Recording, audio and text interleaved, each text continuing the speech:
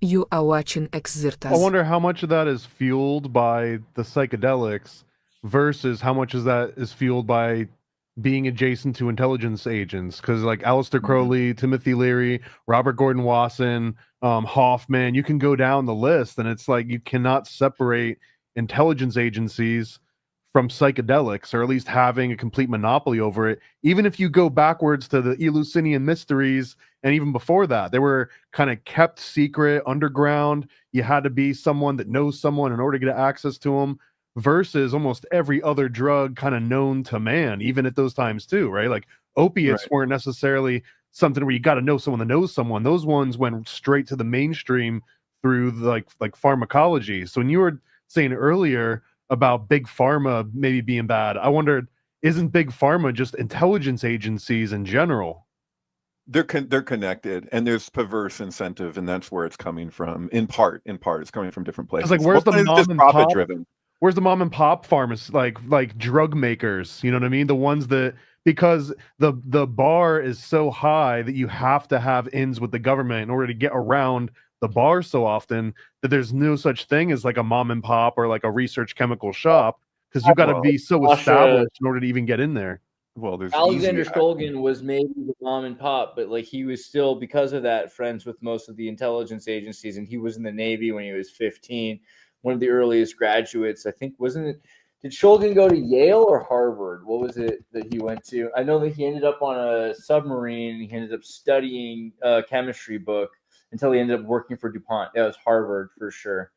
So, Shulgin was the mom and pop. And I would obviously recommend that you watch the documentary Dirty Pictures.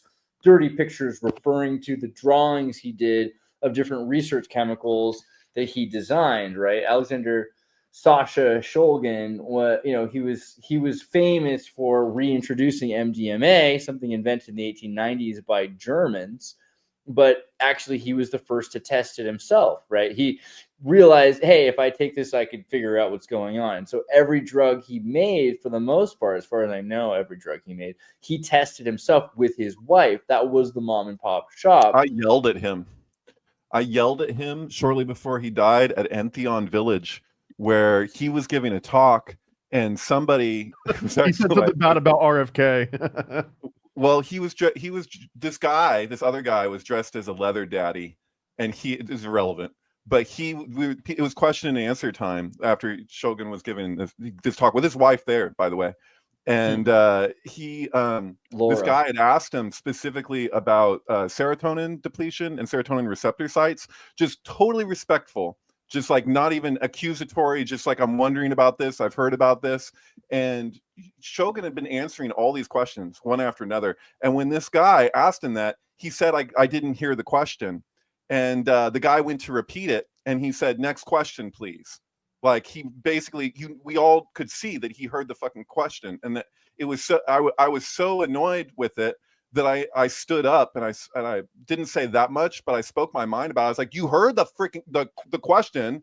Was like, and I walked out because he wouldn't acknowledge the question. And What I was was the question? I'm sorry. What was the He just issue? asked about a simple question about serotonin receptor sites, and this idea. He's like, I've heard it said that there's a depletion that can happen with Oh. serotonin through years of MDMA use. And he was just like, I just was curious about that. Like, it wasn't even, he didn't say it like, oh, this is what it is. It was phrased as a question. He asked him about it, and then Shogun pretended that he couldn't hear him. And I could see that it was like, and when the guy went to repeat it, he just said, next question please. Like, it's like, Well, give me a I think break. not okay. So the thing about Shulgin was he wasn't recommending that anybody do pharmaceutical drugs chronically. It was actually his idea was an acute experience, a singular experience, or maybe a weekend or a week or something like that. Was really all you should really visit. You should never really need to revisit a substance. He Then he didn't, could have said certainly. that. Like, he could have said a number of things that would have been a reasonable response to it. Or if this is, just at least It address might the not have been his question. experience though that he had any evidence, or all I can say is Then he Shulgin could have lived to said like that. Like, 90. that's, you He don't lived to just, like nearly 90 and he was coherent. So it's hard to yeah. say, and that he was detrimentally affected. and he might have maybe emotionally been tied and invested in this idea because he was recommended. The fact that everyone associates him with MDMA is laughable, because that'd be like I don't know how to explain this. That'd be like if the only thing that someone really associated with David Plate was the fact that he was, in trouble in a Christian middle school at one point. Like, remember that one time that you were, because for the most part, this was 30, 40, 50 years ago that he happened to get famous. The only reason he's well known was because the times were merging. In the 60s, he was originally Shulgin was in the Navy, 15 years old, graduated from Harvard super early, decides he's going to memorize a chemistry book while he's in a submarine. Okay. Right. He's already Philadelphia Project 20 and back special. Then he ends up working for DuPont. He ends up working for DuPont to make chemical fertilizers and for a pesticide against snails. They put it on the box because remember at the time in the 60s, DuPont's whole thing was better living through chemistry. That's the promise of DuPont. So better living through chemistry was only a true brand because of Shulgin. They would put on his boxes the one that really works, because it was the first time they had a pesticide that really worked. And they said, okay, kid, you made us millions of dollars back when it meant something. What do you want to do next? He's like, I think we have a lot of problems with antidepressants.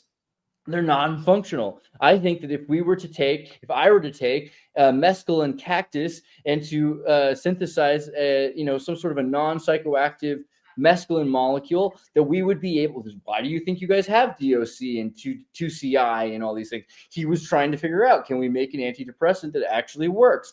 And this is the 60s. We still don't have antidepressants that are any better than anything Shulgin ever created, arguably more or less. So they said, go, kid, go. Do it. We give you the money. Shut up and take our money. And he created all of these drugs, which led to the Hells Angels circumstance. How do we test these drugs to see if they work? We're not allowed to. Well, I know a guy who knows a biker who knows a bunch of teenagers. That's led to eventually in the 60s into the 70s, this crazy drug epidemic.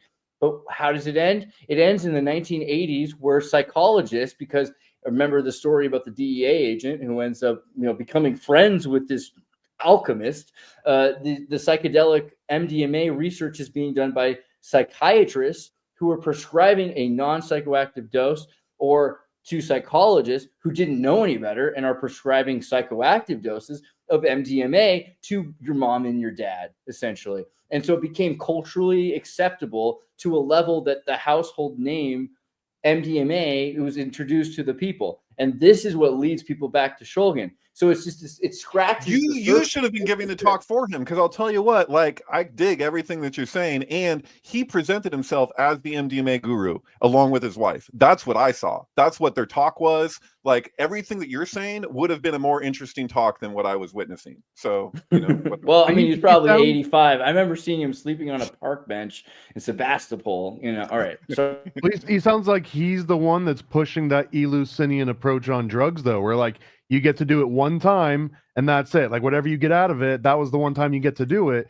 which is crazy to me, because that's like saying you get to read the Republic once and then once you're done with it, that's it. You're not allowed to. You're never allowed to read that again. To be fair, he didn't say just one time. Like he would do, if you read Pickle and Tickle, if you tickle your pickle, then like his books, Pickle, Tikal, phenethylamines, I have known and loved, or Tickle, my favorite, tryptamines, I have known and loved, right? These books are the most essential. You could argue also the Shulgin Index is a pretty classy book right here. I have all three on my shelf, but they're telling you about all the drugs he's ever synthesized. And they're sorted by phenethylamines and by tryptamines, except for the Shulgin Index, which is all the new, what's the Marilyn Manson song?